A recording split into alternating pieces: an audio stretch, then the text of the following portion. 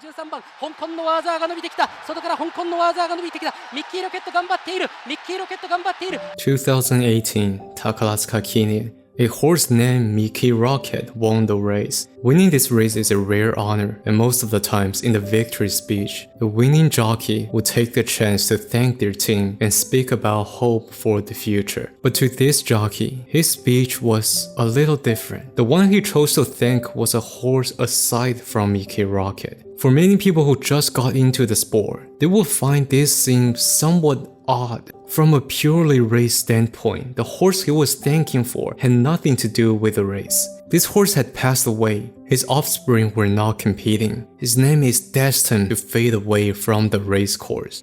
And yet, from another perspective, that horse was inseparably bounded to this very moment.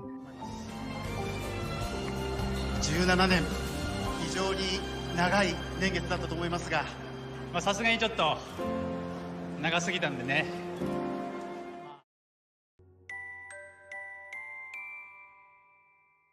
The story began in 1997. A small, unremarkable colt entered the auction. At the time, there was nothing special about the sale. His pedigree was unfashionable. Expectations were low. When the hammer fell, there was no bidding war at all. If there was one detail worth mentioning, his birthday was the same day as Symboli Rodolphe. Of course, countless horses are born on that same day. This coincidence meant absolutely nothing in theory.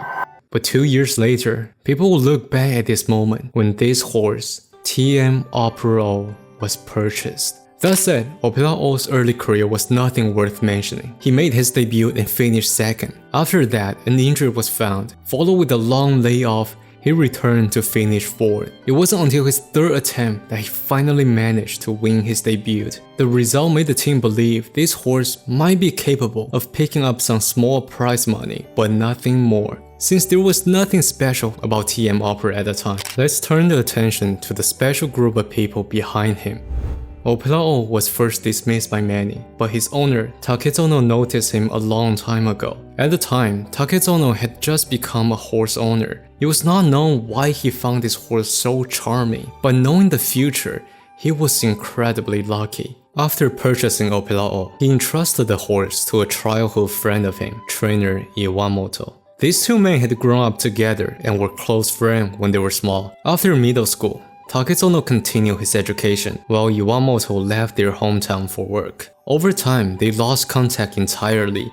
Yet years later, by pure coincidence, Takezono happened to see a familiar face on TV. His old friend had become a jockey. Not only did he look so cool on TV, he even won the Japanese Derby. That image stayed with him that he thought, wow, I want to become a horse owner now. But what's more, he wanted to meet his old friend again. Remarkably, that is exactly what happened. When the two reunited, even though 20 years had passed, they recognized each other immediately on the racetrack. From that day forward, one became the owner because he was inspired by the other, and that the other had become a trainer who took care of the horses from Takezono. And in between this bond, there was another crucial member, a newly licensed jockey, Wada Ruiji. Together, an owner who entered the sport simply because he thought riding a horse was cool, a trainer who happened to be his childhood friend, and a rookie rider fresh out of school. It was this ragtag of a team who was about to shock the sport in a way that's never seen before. Because the team failed to recognize the sheer potential of him, Opelao did not register for the first leg of the Triple Crown Sazukisho. But it was during this time he began to reveal his ability. Went on to have a series of impressive wins. Takezono still did not fully grasp what kind of horse Opelao was, showing no intention of entering the Sazukisho. Trainer Iwamoto, however, strongly disagreed. If it was narrow wins, that would be one thing. But in the Mainis High, Opelao won a dominant 4-length victory. Iwamoto would even go so far as to pay the entry fee just to see the horse compete in the classic. And the entry fee was not cheap at all. Comparing to 30k for the initial entry, the supplemental fee was 2 million yen, almost 70 times more expensive. Some might be wondering, they did not register before. How are they able to join the race now? That's because ever since Ugly Cap, a newly reformed system for supplemental entry was introduced. And it was at this moment, when the team could not make up their mind, Ugly Cap's trainer offered his full support to have tmoperao register through the new system, a system that would not have existed without Ugly Cap. That horse is really strong. Is it going to enter the classic? You can still register with the new supplemental system. Not often do you see a horse win like that. I highly recommend you consider registering. It will be really fun to have Opera in the classic. To offer support to a horse that was not under his management was a personal wish that others would not repeat the regret of Ugly Cap. At that very moment, one legend's regret turned into the birth of another legend. tmoperao began his opening act of his operatic performance. 1999, the classic season. At the time, the narrative was a battle between the big two. Admire Vega with the elite pedigree pairing up with the renowned Taki Yutaka. Narita Top Road, a horse who really just tried his best. His hard work defeated Admire Vega in a close race. Public support split between the two, and during the race, Admire Vega suddenly lost momentum. Naturally, the crowd prepared to witness Narita Top Road to claim the first crown. As the victory was within the reach of hand, the Overlord stepped onto the stage.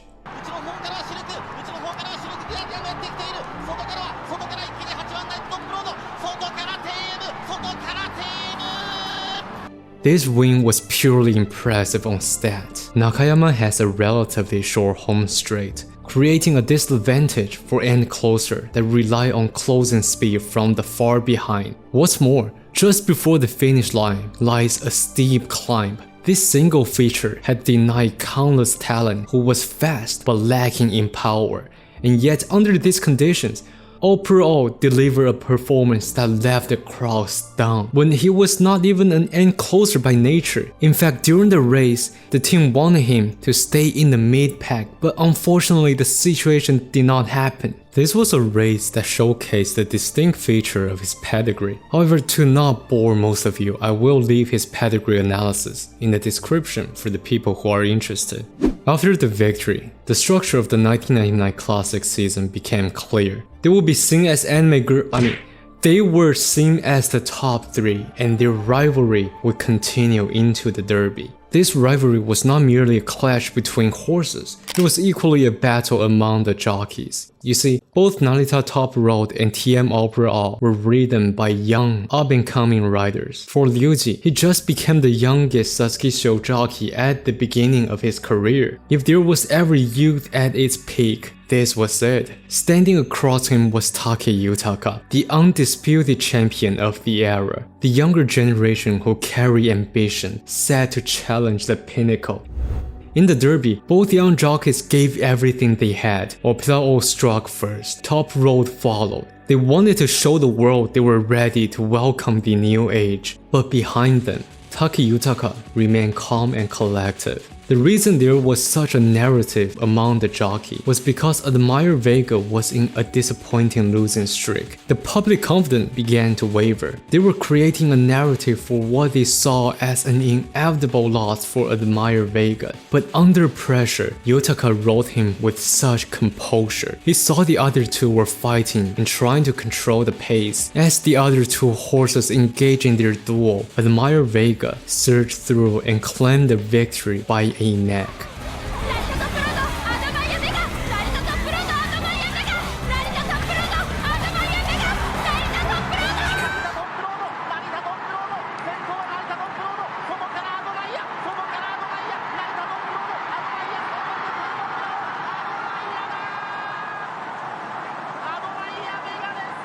Behind Take Yutaka stood two young men, both lost in regret over their naivety. But Wada Ryuji's mistake was far from over. At the Kyoto Daishoten, he fixated too heavily on special weight and once again suffered defeat. Then came the Kikasho, the final leg of the Triple Crown. This time, haunted by the derby, Wada was overly cautious on Admire Vega, resulting in him losing track of top road that delayed his move for far too long. In the OVA, this race is portrayed as a Narita top road's moment of glory. But for Ryuji, it became his nightmare, the most regretful race in my life, a race he should never lost. The team would then make another controversial decision. After completing the grueling 3,000 meters of the Kikasho, they chose to enter Epilogue in a 3600 stay-in championship, simply because Wada Ryuji had won this race before. The result was yet another second place finish.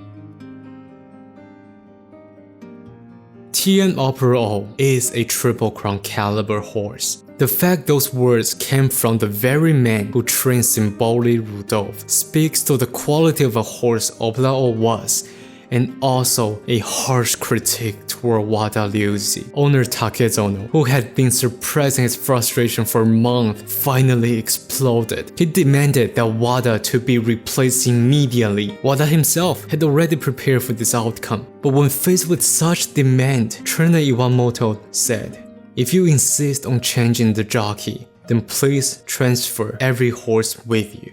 What was seen as a natural request completely caught Takezono off guard, but behind Iwamoto's stubborn resolve lies a series of painful stories. As mentioned earlier, Iwamoto chose to enter the workforce right after middle school and eventually became a jockey. But from a middle school dropout to a derby jockey, the story behind it was far more complicated. First, the reason Iwamoto left school for work was because his father passed away early when he was still in elementary school. With three younger siblings, he was forced to grow up early to help out his mother, and through sheer coincidence, he one day came across with horse racing. That was when the idea of being a jockey first took hold. But for someone who had never ridden a horse, who had no connections whatsoever, the path of becoming a jockey was almost impossible. Iwamoto refused to give up his dream. He chose to do it the hard way, studying, building relations with others. After 7 full years of preparation, he finally became a jockey. But the world of jockeys was far more cruel than he imagined. If a jockey failed to deliver a result, he will be immediately replaced without hesitation. From a complete outsider who knew nothing to a jockey who rode in the derby, the 20 years between those 2 points were filled with hardship that only Iwamoto himself could truly understand.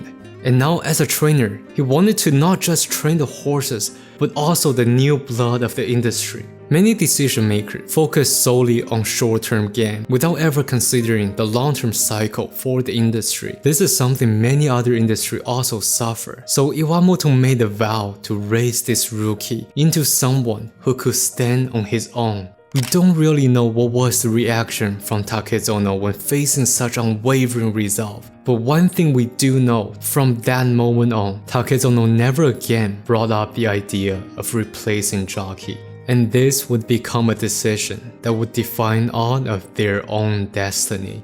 But Operao's 3-year-old season still did not end. Perhaps it was unwillingness to let the year conclude like this. Perhaps it was the overwhelming number of fan votes. The team decided to run in the Arimakine that had never been part of the plan. But after a 3600 meter race, who had that strength for the Grand Prix? Especially when the top 2 favorite of the race had completely dominated all the senior G1 this year. Grass Wonder, Special Week. There is level to the game, and they were the highest level of competition Epilogue had faced up against.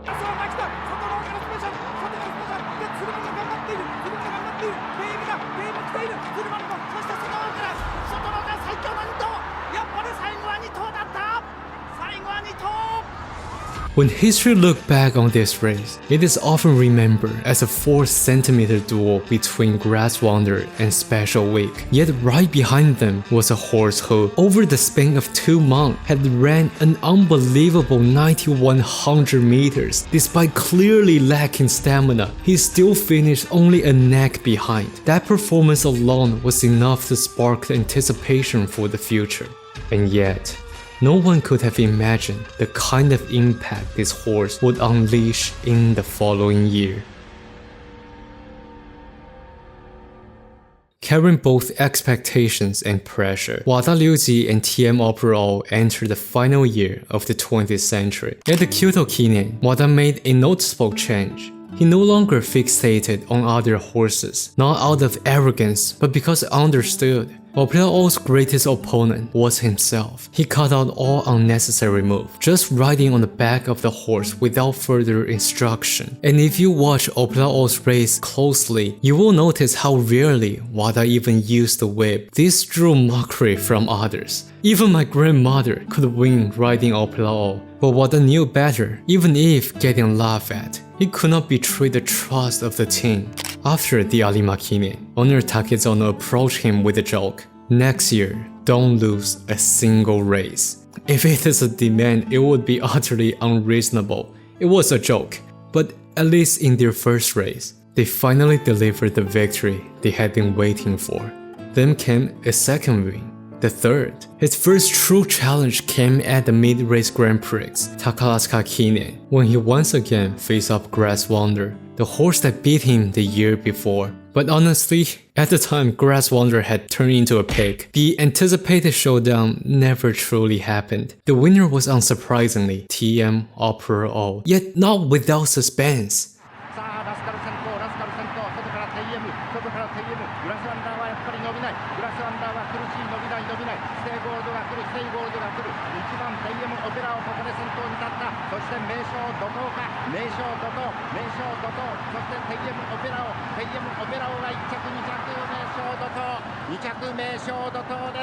A horse made his first ever G1 and pushed Opelao to a neck. Meisho Doto. Others began to say, if Opelao retired, Doto might be able to take over the sport. The statement is technically not wrong, but people did not understand at the time what was the true meaning of this second place. Back on Opelao, his win streak continued. 4 wins, 5 wins, charging forward with unstoppable momentum. Opelao arrived at the Tenno show as the favorite, and yet the odds were the highest he had faced all season because everyone knew Tenno show autumn carried a curse. For 12 years, no matter how legendary the horse was, any runner who entered the race as the top favorite would always lose. Symboli Rodolphe, Mejiro McQueen, Tokai Teo, Ugly Cap, Silent Suzuka, Narita Bryan. One iconic name after another had fallen before this invisible curse. Whisper grew louder. If Opelao is going to lose, it will be here.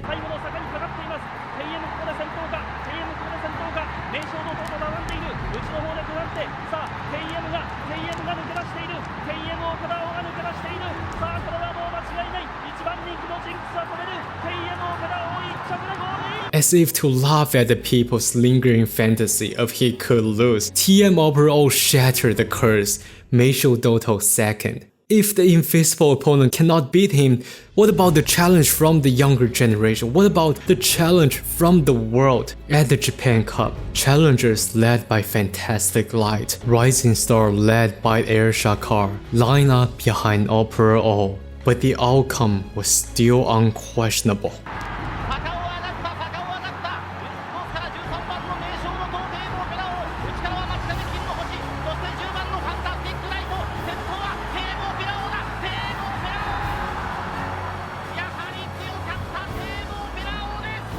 Opera first, Doto second, 6 wins, 7 wins. Something strange was going on. As a new prize record was held, people began to realize this horse had not lost a single race. To first understand the impact of this feat, one must understand the Japanese G1 setting. In Japan, all G1 races deliberately separate in all different distance and course settings, with the limited 5 senior class G1 races: Tennosho Spring and Autumn, Takaratsuka Kinen, Japan Cup, Arima Kinen, all different setting, all different distance. This limited and harsh G1 environment creates highly competitive scene. Before Prologue, no single horse was able to conquer all major race courses, and at this moment, tmoperao had done it. From sunshine to rain, from left-handed to right-handed, from 2000 to 3000, from Kyoto to Hanshin, from Tokyo to Nakayama. He was not just great, he was flawless, perfect. The words once spoken as a joke, "Next year, don't lose a single race," was within reach. Just one step remained, an undefeated Grand Slam under an atmosphere never seen before. The 20th century approached its final climax, the race against fate. Arima Kinen.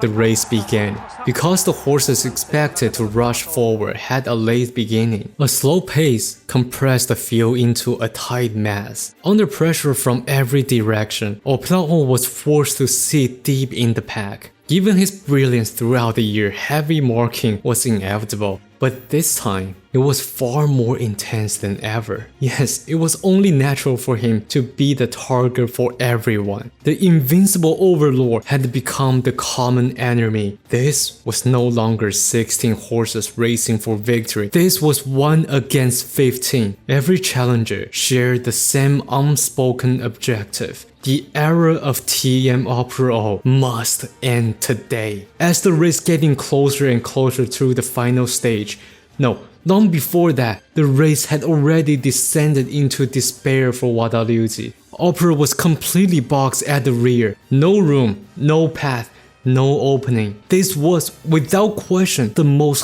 hopeless moment Wada had ever experienced. No matter how many times he tried, what he was going to do, Epilogue's defeat seems inevitable. Everyone believed it. Even Wada himself accepted it.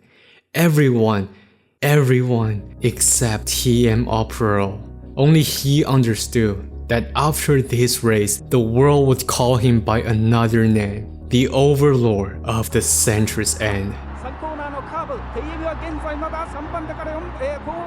徐々に上がる構えを見せている3、4コーナーの中間地点を過ぎている。はい、さあ和田がグイグイ押している。和田がグイグイ押している。さあまもなく第4コーナー外の方から早くも成田トップロード的場、そしてこのアウトコースにダイナテキサス。さあテイモベロはどうするんだ。テイムはどうする。残り310メートルしかありません。外の方からダイナテキサス、そして成田トップロード、ダイナテキサス、成田トップロード。さあダイナテキサスが成田トップロードが内々にアメリカンブスも突っ込んできている。200打った。残り200打った。テイムは来ないのか。テイムは来ないのか。テイム来た。テイム来た。テイム来た。テイム来た。テイム来た。テイム来た。抜け出すか。目に落とそうと。テイムか。テイムか。わずかにテイムか。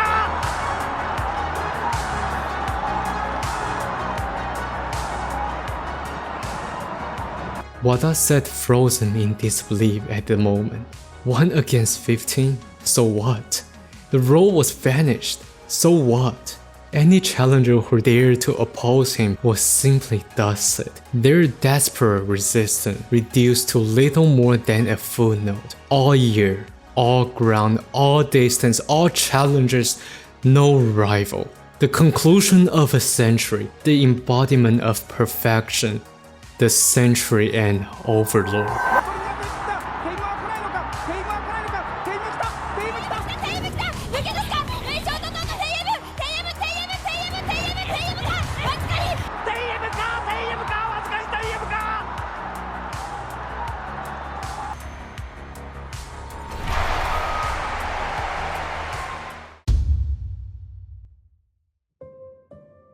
'Decades later, when Wada Ruiji looked back on that year, his voices was not filled with pride, but reflection, as if happiness and melancholy existed in equal parts. The happiness was obvious. Beyond the historical achievement of a Grand Slam, Wada himself also got married. But at the same time, he carried an immense pressure. Perhaps he knew, deep down, no matter how beautiful a moment is, it will eventually come to an end. 2001 marked the opening of a new era. Compared to Prologue, who ruled over the sport for so long, people began paying closer attention to the newcomers, and for good reason. This year's classic generation was unusually strong. The prodigy Agnes Tachyon, the Derby winner Jungle Pocket, the Kikasho horse Manhattan Cafe. It became clear that these 3-year-olds were about to write a new chapter in history. What's more, Opera lost. Perhaps he had not been receiving enough training. Perhaps it was simply the beginning of a season. As fans, we always try to find reasons when a beloved horse is defeated. People forgot he could lose. Later in the Tenno show, in even faster time, Opera first, Doto second, but their finishing cake had clearly declined. He had ruled over the sport for so long that people finally began to realize he has aged. He's no longer the invincible horse they knew before. Why was he still on course? The answer lies in the amount of victory he just claimed. G1 7 win. After 16 long years, there was finally a horse standing close enough to challenge him, Symboli Rudolph.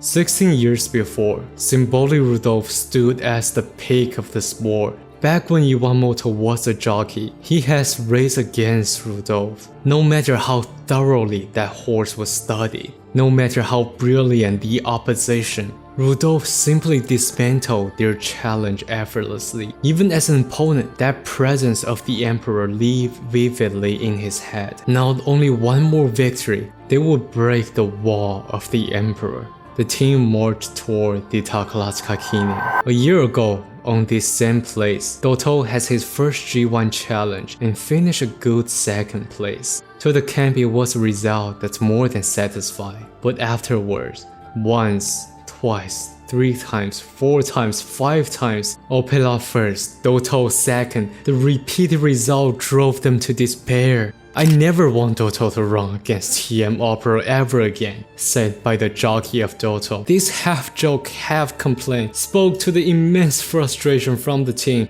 and also the unquestionable dominance of tmoperao. But this time, things were different. As the line came closer and closer, Opelao could not find a way through. And the one who was blocking him was exactly the jockey of Symboli Rudolph, Yukio Okabe, sealed off their chance to surpass the emperor.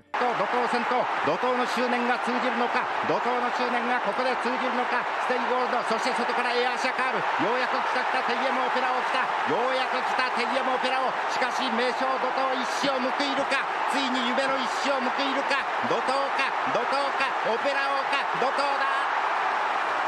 やったー、安田。 After crossing the line, Meisho Doto walked freely in the stage belonged to the winner. After a year of endurance, the silver collector finally saw the dream came true. For owner Matsumoto-san, this Takalatsuka Kinen was his first G1 victory of his 28-year ownership career. It was here he first saw hope. Here he fulfilled a lifetime ambition.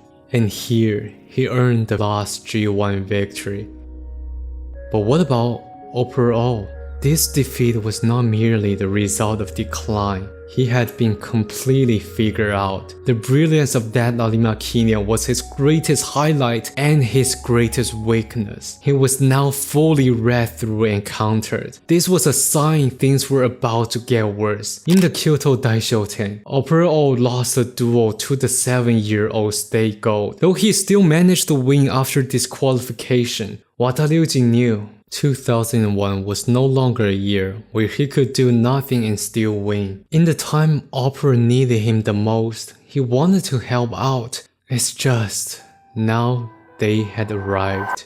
Tennosho Autumn. The top 3 favorite were familiar names: Prologue, Meisho Doto, and Stay Gold. Behind them, however, stood an unusual challenger, Agnes Digital, primarily a third horse. In fact, his entry had some controversy, as he took the slot that could have gone to Kurofune. The fans were upset. Why should a third horse run in such a prestigious race? But Agnes Digital was prepared to take down the Overlord. On a muddy track, tmoperao broke out of the pack. As the crowd braced itself for the victory, Agnes Digital came storming from the outside.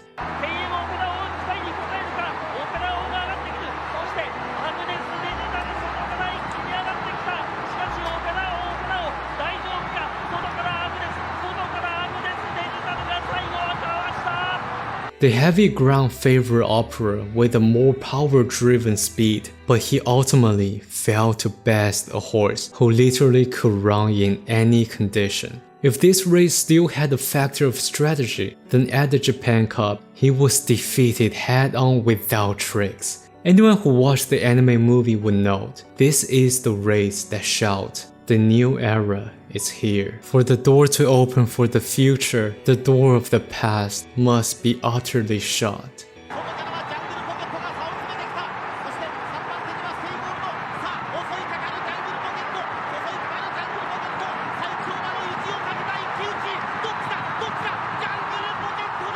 At the turn of the century, no one could resist the reign of the Overlord. To place tmoperao among the greatest would not be an exaggeration, but even the greatest monarch must one day grow old.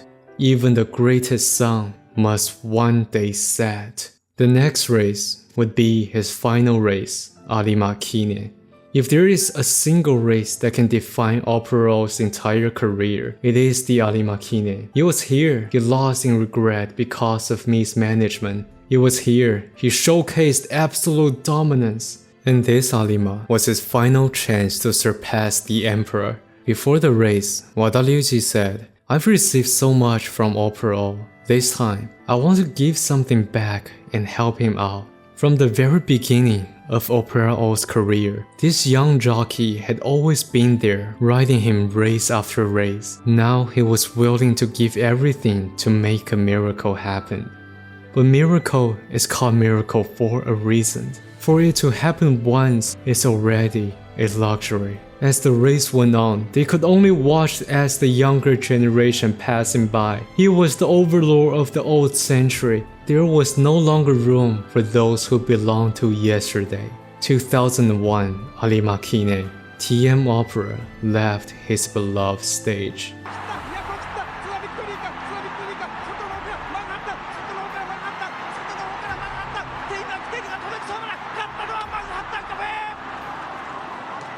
Epilogue gave me everything, and I could not repay him. I want to become a great jockey one day, one that is acknowledged by this horse. Wada Ruiji, the inexperienced rookie who met his once-in-a-lifetime horse at youth, and tmoperao, the horse that helped him step into the peak of his career. Remove either one of them, this story would never be complete. But when he was riding Operao for the final time, he sensed that Operao was shaking. Was he scared? Did he know this was his last time with him? What he couldn't do at youth, he wanted to be a jockey that this horse would be proud of. When I win another G1, I will go back and see him. This was the promise he made at Operao's retirement. Little did he know, this promise would take his entire career to fulfill. Before continuing, let's first look at tmoperao's character design in the game. Someone who's overwhelmingly proud, almost narcissistic. At first glance, everything about her is exaggerated, but the real horse was the opposite of this. tmoperao was a calm and gentle horse in real life, so why was he designed this way? When you look closely, the game gives you many hints that his personality is part of a role he plays for the world. In the OVA, when Operao stands before a mirror, the reflection is not the dazzling, radiant star everyone knows, but her in a simple school uniform, plain and ordinary. Yet she would never show the vulnerable side of her to the others. She chose to radiate light and inspire people around her. When Narita Top Road begins to doubt herself in the show, when she loses her direction and confidence, she asks Opera, "Opilao, you are always so confident. It's amazing. Don't you ever have time when you feel lost or frustrated at the limit of your ability?" Certainly not, because before 僕の me, 前には果てなく伸びる覇王への道がある。ならば当然行くしかないさ。君には行くべき道が見えていないのかな、トップロードさん。 After TM Opera retired, 1 year had passed. 5 years, 10 years. The blade of time will spare none of us. That spirited boy who once with reckless faith had become a seasoned jockey, steady, silent. The glory of the past faded away. What's left was one single vow he was still trying to fulfill: win a G1. 17 years passed in the blink of an eye. In the 2018 Takaratsukine, 1 month after TM Opera just passed away, we witnessed what happened at the beginning of the video.